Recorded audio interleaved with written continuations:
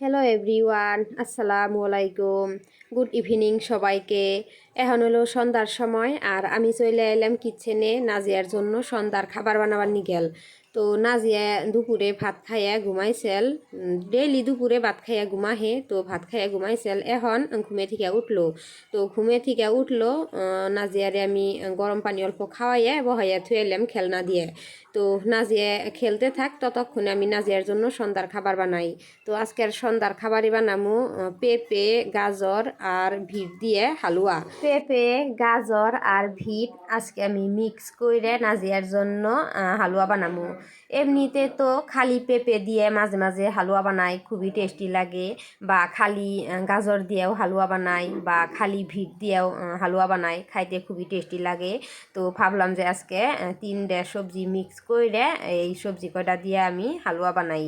তো তোমরাও তোমাগো বেবি গো এরকম করে হালুয়া বানাইয়া খাওয়াতে পারো, কারণ পেঁপে, গাজর, ভিট আমাগো শরীরের জন্য খুবই উপকারী একটা সবজি।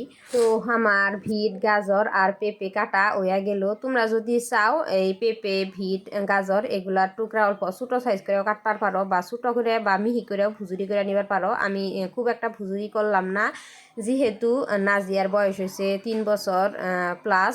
তো নাজিয়া অল্প বয়েল করে দিলে খাইতে পারে।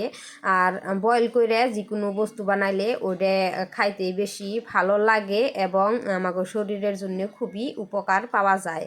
তো এই যে পেঁপে, গাজর, ভিট অল্প মিঠা তেল দিয়ে ভাজলাম। ভাজার পরে ওইখানে আমি গাখির দিয়ে দিলাম। গাখির দেওয়ার পরে দেখো হালুয়াটার কালার কীরকম হয়েছে, মানে ভিট আছে যে ওই রকম, ওই জন্য অল্প লাল লাল হয়েছে। তো এই যে এখন দিয়ে দিলাম অল্প মিঠাই, খেজুরের মিঠাই দিলাম। মিঠাই দিয়ে নিয়ে ভালো করে মিক্স করে নিমু। আর এই সময় আমি অল্প দিয়ে দিচ্ছি ইলাচির পাউডার।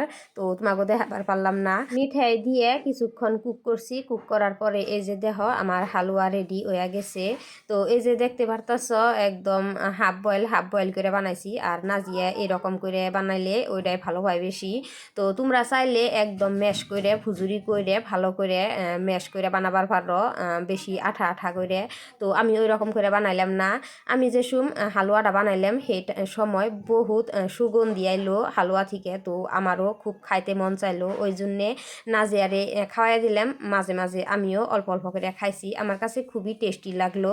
তো তোমাগো ঘরে যদি ছোটো বেবি আছে তাহলে তাদেরকে এই রকম করে হালুয়া বানাইয়া দিতে পারো সন্ধ্যার নাস্তায় বা সকালকার নাস্তায়, খাইতে খুবই টেস্টি এবং হেলদি। নাজিয়ারে খাওয়াইয়া দিতেছি আর খুব মজা করে খাইতেছে। আর তোমাকেও কিন্তু লাইক করবার নিগাল কইয়া দিছে ইশারা দিয়ে, আঙুল দিয়ে, তোমরা বুঝা নিও। তো তোমরা সম্পূর্ণ ভিডিওটা দেখো, আর ভিডিওটা দেখে আমার পেজটা ফলো করে দিও, আর ইউটিউব থেকে আমার চ্যানেলটা সাবস্ক্রাইব করে দিও আমার নতুন নতুন সুন্দর সুন্দর ভিডিও দেখবার জন্যে। তো তোমরা সবাই থাকো, বাই বাই, আল্লাহ হাফিজ সবাইকে।